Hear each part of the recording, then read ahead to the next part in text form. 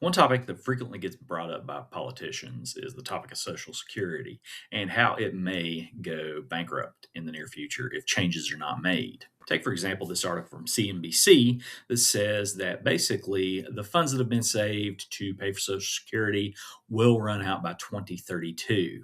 Now, the economist in this article argues that that's not going to mean bankruptcy because there will still be funds coming in. However, this could lead to benefit cuts over time. Or another thing that is frequently brought up about Social Security is this point made by Senator Mike Lee of Utah, a Congress critter who argues it will be my objective to phase out Social Security, to pull it up by the roots and get rid of it. Former President George W. Bush had this to say about Social Security when he wanted to put in place private investment accounts as a part of the program. Here's why the personal accounts are a better deal. Your money will grow over time at a greater rate than anything the current system can deliver. And your account will provide money for retirement over and above the check you will receive from Social Security.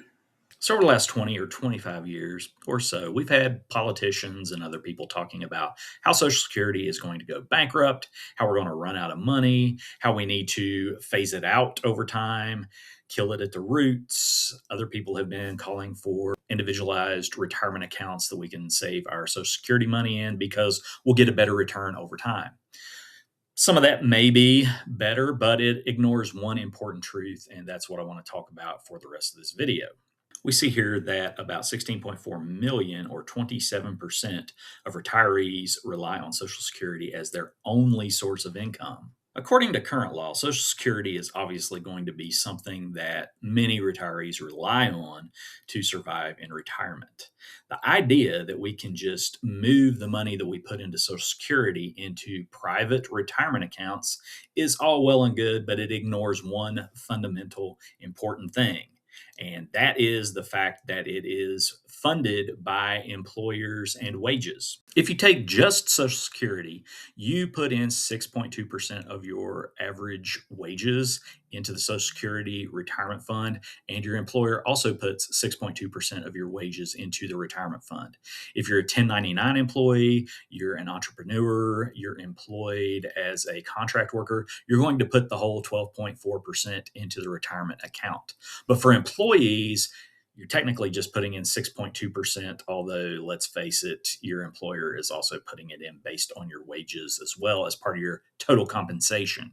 Now let's imagine the government passes a law that says we're going to phase out Social Security, or we're going to do away with it altogether in lieu of just allowing you to take that money that you would have put into Social Security and put it into a retirement account that you own. Let's think about the problem with that whole concept. Unless employers are required to actually continue putting in that 12.4% of your wages into a retirement account for you, they're probably not going to do it unless the law actually specifically says that they have to do that. The reason being, corporate bottom lines are what matters. There's an interest in shareholder returns and taking care of shareholders rather than mere stakeholders, and employees are usually stakeholders because they don't own shares of the company. So we have to take care of the people who actually invest in the stock rather than the people that work for the company. And they'll look at this, well, your actual weekly paycheck or monthly paycheck was only going down by 6.2% per paycheck because of your employee contributions.